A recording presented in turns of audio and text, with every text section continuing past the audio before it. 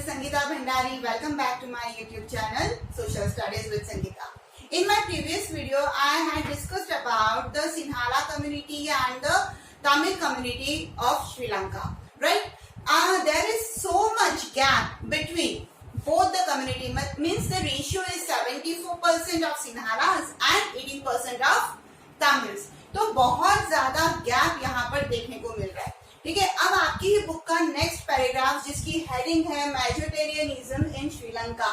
अब ये जो वर्ड है मैजोटेरियनिज्म एक्चुअली क्या है, पहले उसको समझ लीजिए और उसके बाद हम क्या करेंगे, इस वीडियो को कंटिन्यू करेंगे. चलिए, अब what do you know about the word majoritarianism? A belief that the majority community should be able to rule a country in whichever way it wants by disregarding the wishes and the needs of the minority.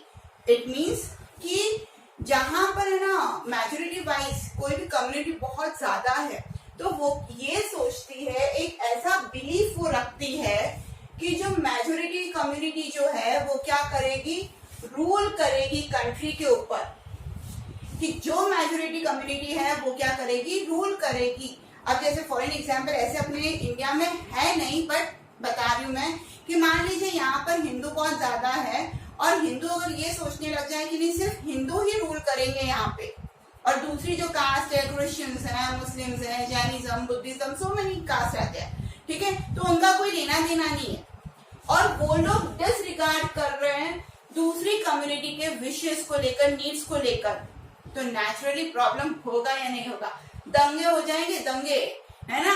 तो यही चीज यहाँ पर है कि ये जो मैजोटेरियनिज्म word है ना, ये एक ऐसी सोच को दर्शाता है जहां पर मेजोरिटी कम्युनिटी क्या कर रही है, ये सोचती है कि हम क्या करेंगे, क्योंकि नंबर्स में ज्यादा है, हमारा पॉपुलेशन यहाँ पर ज्यादा है, हम क्या करेंगे, कंट्री पर रूल करेंगे और जैसा हमें चाहिए, जिस तरीके से हम रूल करना चाहते हैं हम उसी तरीके से रूल करेंगे by disregarding the wishes and the needs of the minority. मतलब जो माइनॉरिटी लोग हैं उनके विशेष से, उनकी जरूरत से हमें कोई लेना देना नहीं है. हमें जिस तरीके से गवर्नमेंट रूल करनी है हम उसी तरीके से रूल करेंगे. अब जरा हेडिंग पे जाइए. मेजोरिटेरियनिज्म इन श्रीलंका, मतलब कहीं ना कहीं ये जो बिलीफ है वो ऑलरेडी श्रीलंका ने एडप्ट कर लिया होगा 100%. तभी आप क्या कर रहे हैं, ये पैराग्राफ पढ़ने वाले. चलिए, एक क्वेश्चन और इसके ऊपर बनता है, उसके बाद अपन मेन टॉपिक पे आते हैं. In which year Sri Lanka became a free country? हुआ ये था कि जिस तरीके से लास्ट वीडियो में मैंने आपको बताया था कि किस तरीके से इंडियन तमिल्स एक सब ग्रुप बना है वहां पर श्रीलंका के अंदर. वो क्यों बना, क्योंकि कॉलोनियल पीरियड के दौरान जब इंडिया से ब्रिटिशर्स इंडियन को लेकर आए थे एज अ प्लांटेशन वर्कर के लिए श्रीलंका के अंदर, तो वहीं पे सेटल्ड हो गए और जनरेशन टू जनरेशन क्या हुआ, आगे बढ़ता गया. तो कहीं ना कहीं श्रीलंका के ऊपर भी ब्रिटिशर्स ने राज किया है ना. तो अब क्या हुआ, श्रीलंका भी क्या थी, कॉलोनी थी किसकी, ब्रिटिशर्स की. तो वो कब फ्री हुई, Sri Lanka emerge as an independent country in 1948. 1948 में श्रीलंका फ्री हुई थी, इंडिपेंडेंट हुई थी. अब ब्रिटिशर्स चले गए, अब श्रीलंका अपनी खुद की गवर्नमेंट बनाना चाहेगी. अब जब खुद की गवर्नमेंट बनाना चाहेगी तो वहां पर एक बिलीफ चल रहा है और वो बिलीफ है मैजोटेरियनिज्म. राइट, तो पैराग्राफ चालू करते हैं हम. ठीक है.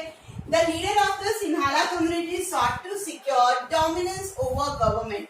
अब जब गवर्नमेंट चली गई, ब्रिटिश गवर्नमेंट चली गई और अब यहाँ पर गवर्नमेंट बनानी है, तो जो लीडर्स थे कुछ सिन्हाला कम्युनिटी के, वो ये सोचते थे कि हमें क्या करना चाहिए, गवर्नमेंट में अपना दबदबा बनाना चाहिए. एज अ रिजल्ट इस सोच की वजह से क्या हुआ, the democratically elected government adopted the series of majoritarian to establish Sinhala supremacy.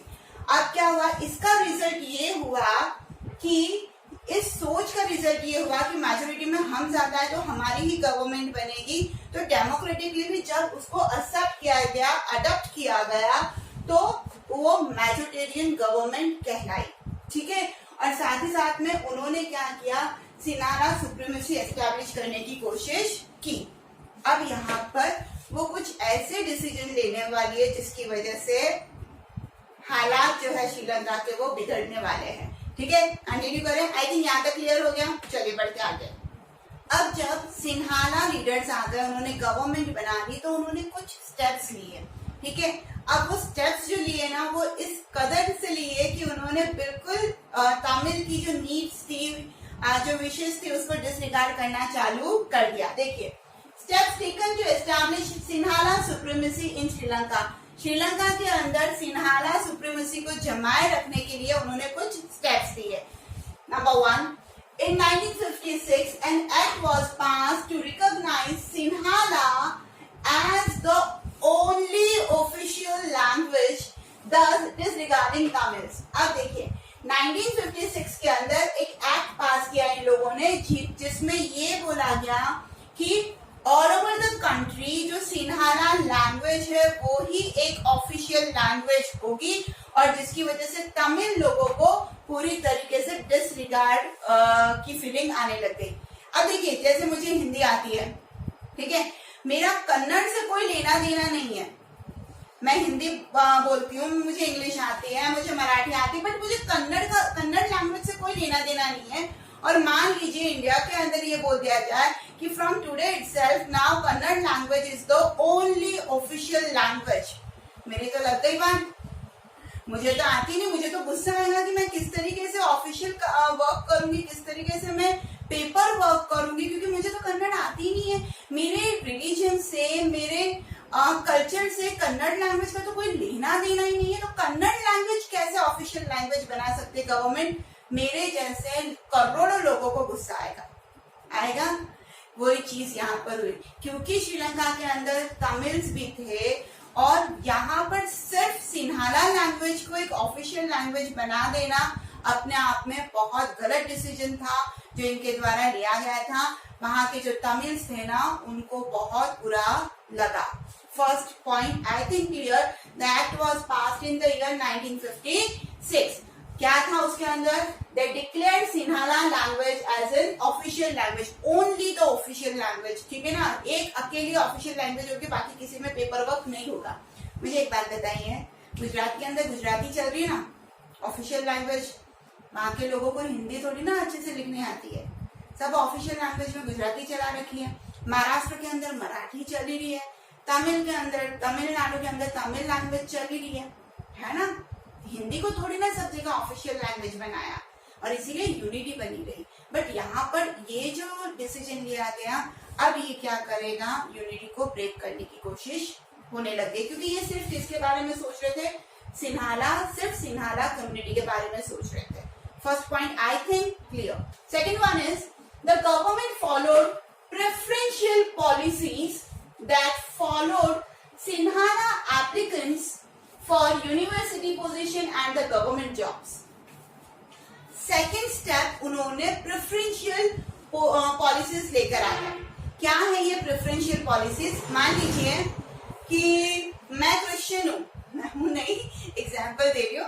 मान लीजिए मैं क्रिश्चियन हूँ और मैं अगर पीएम बन जाती हूँ और मैं बोलती हूँ सिर्फ पहले जो क्रिश्चियंस हैं उनको ही गवर्नमेंट जॉब मिलेगी, उनको यूनिवर्सिटीज के अंदर एडमिशंस मिलेंगे, उनको ही प्रिविलेजेस दिए जाएंगे, बाकी रहो जैसे रहना है, बात की बात है। पूरा सीट कवर हो जाएगी और इक्का दुक्का बच गया तो फिर दूसरों को मौका मिलेगा, अदरवाइज नहीं।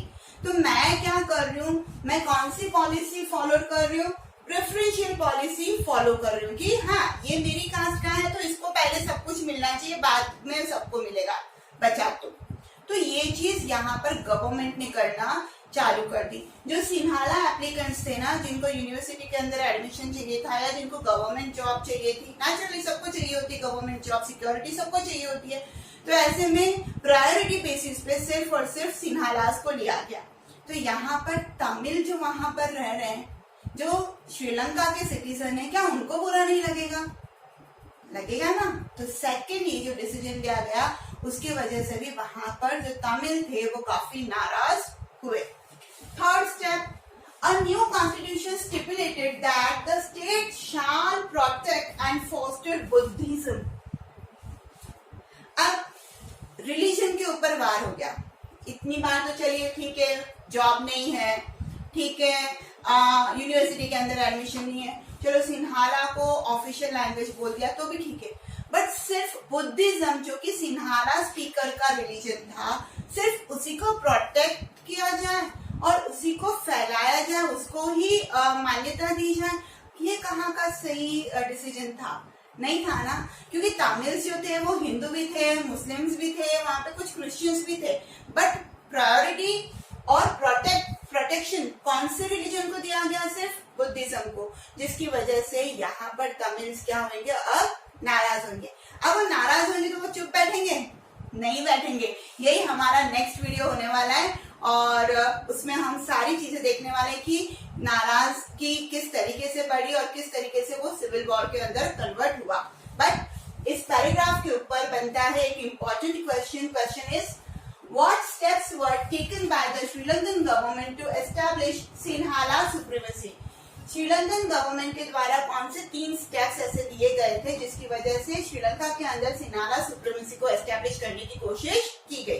फर्स्ट स्टेप 1956 का एक्ट, जिसके अंदर सिन्हाला ही सिर्फ एक ऑफिशियल लैंग्वेज डिक्लेयर कर दिया गया। सेकेंड स्टेप प्रेफरेंशियल पॉलिसीज अपना ली गई, जिसके अंदर यूनिवर्सिटी के अंदर एडमिशन और गवर्नमेंट जॉब सिर्फ सिन्हाला एप्लीकेंट्स को मिलेगी। और थर्ड, बुद्धिज्म को प्रोटेस्ट और फॉस्टर करने की बात कह दी गई, जिसकी वजह से अब क्या होंगे? तमिल नाराज होंगे। ये क्वेश्चन घुमा के भी पूछा जाएगा कि why the Tamils of the Sri Lanka were disappointed with the step taken by government, तो भी आंसर सेम आएगा। इसको घुमा के पूछो चाहे कैसे भी पूछो, ये ही 3 पॉइंट आपको लिखने हैं। आई थिंक वीडियो क्लियर है, तो हिट करो लाइक बटन, कमेंट करिए और पढ़ते रहिए social studies with Sangeeta. Thank you so much.